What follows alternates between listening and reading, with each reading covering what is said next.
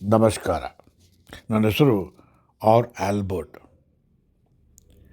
ನಿವಾಸಿಗರ ಸಂಘ, ಕುಕ್ಟೌನ್ ಮತ್ತು ಅಡ್ವೈಸರ್ ಬೆಂಗಳೂರು ಈಶಾನ್ಯ ಮಹಾವೇದಿಕೆ.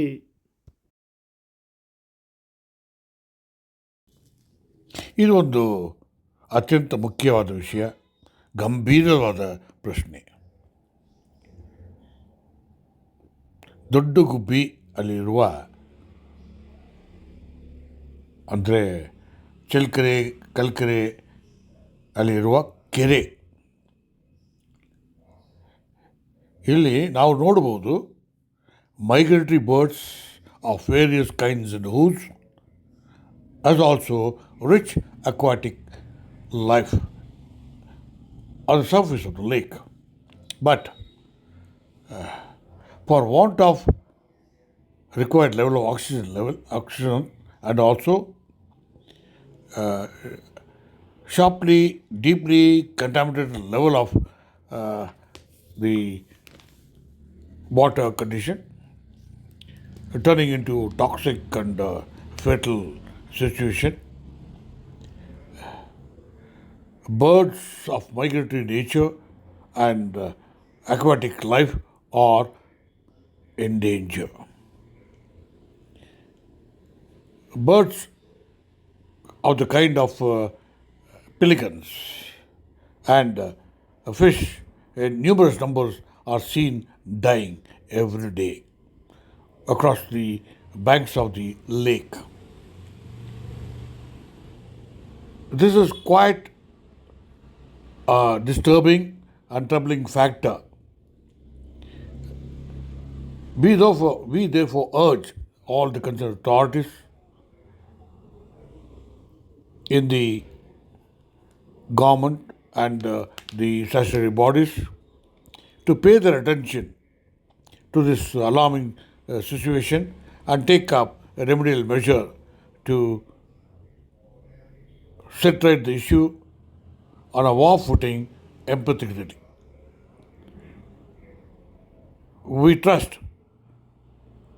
due attention and cognition will be bestowed upon this very alarming situation.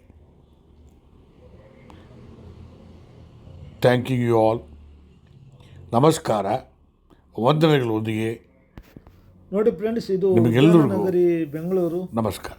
ಉದ್ಯಾನ ನಗರಿ ಬೆಂಗಳೂರು, ಗಾರ್ಡನ್ ಸಿಟಿ ಬೆಂಗಳೂರು ಅಂತ ಖ್ಯಾತಿ ಹೊಂದಿದ ಈ ಬೆಂಗಳೂರು ನಗರದಲ್ಲಿ ಒಂದು ದೊಡ್ಡ ಗುಬ್ಬಿ ಅಂತ ಒಂದು ಕೆರೆ ಇದೆ.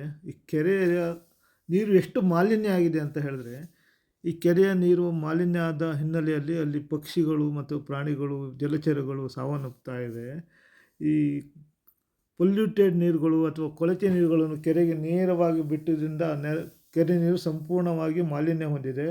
ಮಾಲಿನ್ಯ ಹೊಂದಿದ ಹಿನ್ನೆಲೆಯಲ್ಲಿ ಆ ಕೆರೆಯಲ್ಲಿ ಇರುವ ಜೀವ ಜಂತುಗಳು, ಪ್ರಾಣಿ ಪಕ್ಷಿಗಳು ಎಲ್ಲ ಆ ನೀರಿನ ಸಹವಾಸದಿಂದ ಸಾವನ್ನಪ್ತಾ ಇದೆ. ಇದ್ರ ಬಗ್ಗೆ ಆಲ್ಬರ್ಟ್ ಅವರು, ಕುಕ್ಟೌನ್ನ ನಿವಾಸಿಗಳ ಸಂಘದ ಸಂಸ್ಥಾಪಕ ಅಧ್ಯಕ್ಷರಾದ ಆಲ್ಬರ್ಟ್ ಅವರು ಧ್ವನಿ ಎತ್ತಿದ್ದಾರೆ. ಈ ಸಂಬಂಧ ಸಚಿವರ ಗಮನಕ್ಕೆ ತರಲಿಕ್ಕೂ ಅವರು ತುಂಬ ಹೋರಾಟ ಮಾಡಿದ್ದಾರೆ. ಬೋಸರಾಜ್ ಅವರು, ಈ ಕೆರೆಗಳ ಉಸ್ತುವಾರಿ ಸಚಿವರಾಗಿದ್ದಾರೆ ಬೋಸರಾಜ್ ಅವರು ಈ ಬಗ್ಗೆ ವಿಶೇಷವಾದ ಒಂದು ಕಾಳಜಿ ವಹಿಸಬೇಕು. ಬೆಂಗಳೂರಿನಲ್ಲಿ ಯಾವುದೇ ನೀರಿನ ಮೂಲ ಇಲ್ಲ, ಇಲ್ಲಿ ಕೆರೆಗಳೇ ನೀರಿನ ಮೂಲ ಆಗಿದೆ. ಆ ಕೆರೆಗಳನ್ನೇ ನಾವು ಸ್ವಚ್ಛವಾಗಿ ಶುದ್ಧವಾಗಿ ಇಟ್ಟಿಲ್ಲ ಅಂದರೆ ಇದು ಒಂಥರ ನಮ್ಮ ಮಾನವ ಜನಾಂಗಕ್ಕೆ ಒಂದು ದೊಡ್ಡ ಅನಾಹುತ ತಂದಿಡುವ ಒಂದು ಪ್ರಸಂಗ ಇದೆ. ಈ ಜಲಚರಗಳು ನೋಡಿ, ಪಕ್ಷಿಗಳು ಈ ಥರ ಸಾವನ್ನಪ್ತಾಯಿವೆ ಕೆರೆ ನೀರಿನಲ್ಲಿ. ಈ ಕೆರೆ ಸ್ವಚ್ಛ ಮಾಡಲಿಕ್ಕಾಗಿ ಕೋಟ್ಯಾಂತರ ರೂಪಾಯಿ ವೆಚ್ಚ ಮಾಡ್ತಾ ಇರ್ತಾರೆ ನಗರ ಸ್ಥಳೀಯ ಸಂಸ್ಥೆಗಳು. ಆದರೆ ವೆಚ್ಚ ಮಾಡಿದ ಹಣ ಎಲ್ಲಿ ಹೋಗುತ್ತಂತಲೇ ಅರ್ಥ ಆಗ್ತಾಯಿಲ್ಲ. ದೊಡ್ಡ ಭ್ರಷ್ಟಾಚಾರದ ಜಾಲದಿಂದ ಈ ಕೆರೆಗಳೆಲ್ಲ ಮತ್ತಷ್ಟು ಮಾಲಿನ್ಯ ಆಗಿದೆ. ಈ ಅಪಾರ್ಟ್ಮೆಂಟ್ಗಳ ನೀರುಗಳು, ಫ್ಯಾಕ್ಟ್ರಿ ನೀರುಗಳೆಲ್ಲ ಕೆರೆಗೆ ನೇರವಾಗಿ ಬಿಡ್ತಾ ಇದ್ದಾವೆ. STP ಮಾಡದೆ, ಅದನ್ನು ಟ್ರೀಟ್ ಮಾಡದೆ ಕೆರೆಗೆ ನೇರವಾಗಿ ಬಿಟ್ಟ ಪರಿಣಾಮವಾಗಿ ಕೆರೆ ನೀರು ಸಂಪೂರ್ಣವಾಗಿ ಮಾಲಿನ್ಯ ಆಗಿದೆ. ಇದು ದೊಡ್ಡ ಗುಬ್ಬಿಯ ಒಂದು ಕೆರೆಯ ಒಂದು ಸ್ಮಾಲ್ ಚಿತ್ರಣ. ಇದು ನಿಮಗೆ ನೋಡಿ, ಪಕ್ಷಿ ಹೇಗೆ ಸತ್ತಿದೆ, ಅಲ್ಲಿ ಜಲಚರಗಳು ಸತ್ತಿವೆ. ಒಂದು ಸ್ಥಳೀಯ ಆಡಳಿತ ಅಥವಾ ಸರ್ಕಾರ ಇದ್ರ ಬಗ್ಗೆ ಎಚ್ಚರ ವಹಿಸಬೇಕು. ಇದಕ್ಕಾಗಿ ಒಂದು ಡಿಪಾರ್ಟ್ಮೆಂಟ್ ಇದೆ. ಆ ಡಿಪಾರ್ಟ್ಮೆಂಟ್ನವರು, ಅಧಿಕಾರಿಗಳು ಏನು ಮಾಡ್ತಾರೆ, ಅವರು ಇದ್ರ ಬಗ್ಗೆ ಕಾಳಜಿ ವಹಿಸ್ತಾ ಇಲ್ಲ. ಯಾರು ಕೆರೆಗೆ ಮಾಲಿನ್ಯಕ್ಕೆ ಕಾರಣ ಆಗಿದ್ದಾರೆ ಅವ್ರ ಮೇಲೆ ವಿಶೇಷವಾದ ಕಾನೂನು ಕ್ರಮ ತೆಗೆದುಕೊಳ್ಬೇಕು. ಇಲ್ಲಾಂದರೆ ಭವಿಷ್ಯದ ದಿನಗಳಲ್ಲಿ ಈ ಥರ ಕೆರೆಗಳೆಲ್ಲ ಸತ್ತು ಹೋಗ್ತವೆ ಮತ್ತು ಬೆಂಗಳೂರಿಗೆ ಯಾವುದೇ ಭವಿಷ್ಯ ಇರಲ್ಲ. ಅದರಿಂದ ವಿಶೇಷ ಎಚ್ಚರ ವಹಿಸಿ ಈ ಕೆರೆಗಳನ್ನು ರಕ್ಷಣೆಗೆ ಎಲ್ಲರೂ ಕೈ ಜೋಡಿಸಬೇಕು, ಸರ್ಕಾರದೊಂದಿಗೆ ನಾಗರಿಕರು ಕೈ ಜೋಡಿಸಬೇಕು. ಆದರೆ ಸರ್ಕಾರಿ ಅಧಿಕಾರಿಗಳೇ ಭ್ರಷ್ಟರಾದಾಗ ಈ ಥರ ಕೆರೆಗಳು ಸಾಯಲಿಕ್ಕೆ ಮೂಲ ಕಾರಣ ಆಗುತ್ತವೆ. ಈ ಭ್ರಷ್ಟ ಅಧಿಕಾರಿಗಳು ಅಥವಾ ಸಂಬಂಧಪಟ್ಟ ಇಲಾಖೆಯ ಭ್ರಷ್ಟರು ಈ ಮಾಫಿಯಾಗಳ ಜೊತೆ ಸೇರಿಕೊಂಡು ಕೆರೆಗೆ ಮಾಲಿನ್ಯದ ನೀರು ಬಿಟ್ಟು ಕೆರೆಗಳನ್ನು ಹಂತ ಹಂತವಾಗಿ ಕೊಲ್ತಾ ಇದ್ದಾರೆ. ಈ ರೀತಿ ಬೆಂಗಳೂರಿನ ಹಲವಾರು ಕೆರೆಗಳು ಈಗಾಗಲೇ ಸತ್ತಿವೆ. ಇದ್ದಂಥ ಕೆಲವು ಕೆರೆಗಳು ಈ ಥರ ಮಾಲಿನ್ಯ ಆಗಿ ಅಲ್ಲಿ ಜಲಚರಗಳು, ಪಕ್ಷಿಗಳು ಸಾಯ್ತಾ ಇವೆ. ಸರ್ಕಾರ ಇನ್ನಾದರೂ ಈ ಬಗ್ಗೆ ಎಚ್ಚರ ವಹಿಸಬೇಕು. ಎಚ್ಚರ ವಹಿಸಿ ಕೆರೆಗಳ ರಕ್ಷಣೆಗೆ ವಿಶೇಷ ಆದ್ಯತೆ ತರಬೇಕು ಅಂತ ವಿನಂತಿಸ್ತೀವಿ.